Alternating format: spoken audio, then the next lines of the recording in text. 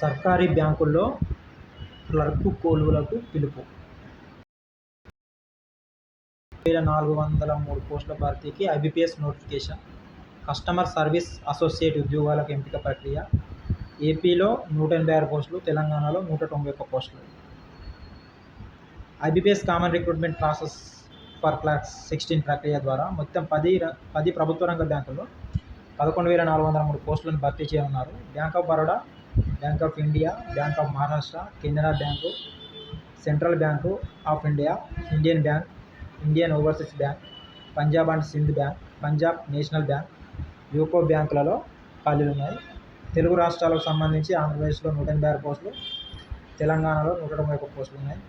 అర్హత ఆగస్టు 21, 2026 నాటికి bachelor degree ఉత్తీర్ణులు అవ్వాలి.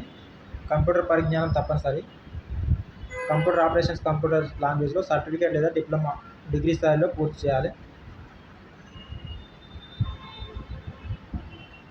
లేదా హై స్కూల్, కాలేజ్ స్థాయిలో కంప్యూటర్ ఐటీని ఒక సబ్జెక్టుగా అభ్యసించి ఉండాలి. ఆగస్టు 1, 2026 నాటికి 20 నుండి 28 ఏళ్ల మధ్యలో ఉండాలి. ఎస్సీ ఎస్టీ అభ్యర్థులకు అయితే ఓబీసీ అభ్యర్థులకు 3 ఏళ్ళ, ఎస్సీ ఎస్టీల వాళ్ళకి 5 ఏళ్ళు, ఓబీసీ వాళ్ళకి 3 ఏళ్ళ చొప్పున గరిష్ట వయోపరిమితి ఉంటుంది. సాలరీ 24,050 రూపాయల నుండి 64,480 ప్లస్ అలవెన్స్ ఉంటాయి. 2 అంచెలలో 2 స్టెప్స్ల సెలక్షన్ ఉంటుంది. క్లర్క్ పోస్టులకు 2 అంచెల ప్రక్రియ నిర్వహిస్తారు. అవి ప్రిలిమినరీ, మెయిన్స్. తొలుత ప్రిలిమినరీ రాత పరీక్ష ఆన్లైన్ విధానం ఉంటుంది. ఇందులో ప్రతిభ చూపిన వారికి తదుపరి దశలో మెయిన్ ఎగ్జామినేషన్ ఉంటుంది.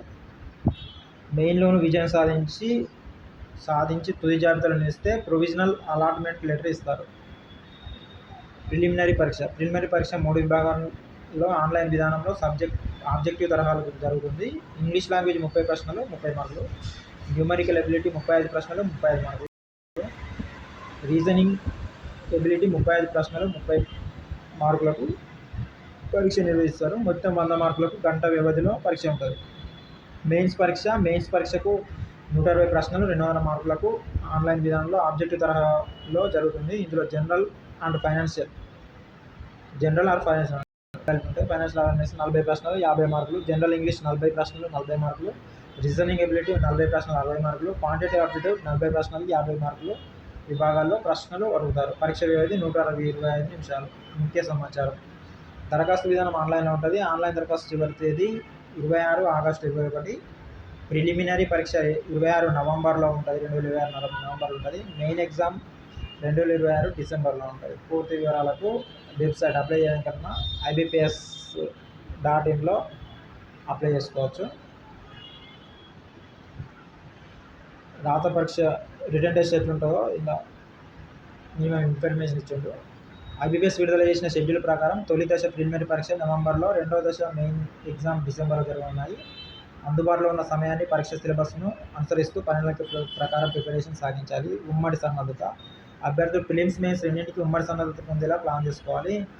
ప్రిలిమ్స్ తర్వాత మెయిన్స్కు నెల రోజులలోపే వ్యవధి ఉంటుంది కాబట్టి 3 విభాగాలు English language, reasoning, quantitative aptitude, numerical ability 2 దశల్లో ఉండడం అభ్యర్థులకు కలిసి వచ్చే అంశం. అయితే ప్రిలిమ్స్లో అడిగే ప్రశ్నల క్లిష్టత స్థాయి కొంత తక్కువగా, మెయిన్స్ క్లిష్టత స్థాయి కొంచెం ఎక్కువగా ఉంటుంది. మొదటి నుంచే మెయిన్స్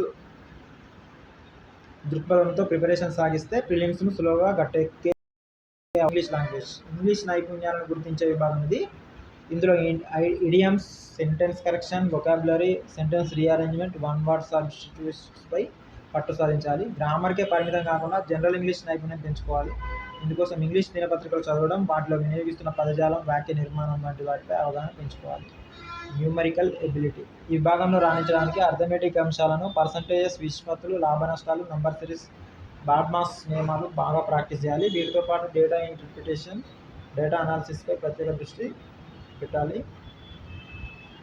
రీజనింగ్ ఇది కూడా ప్రిలిమ్స్, మెయిన్స్ రెండింటిలోనూ ఉంటుంది. ఇందులో మంచి మార్కుల సాధన coding, decoding, blood relations, direction, syllogisms విభాగాలను ప్రాక్టీస్ చేయాలి. General awareness, financial awareness. Banking రంగం పరిణామాల విధానంపై ప్రత్యేక దృష్టి పెట్టాలి.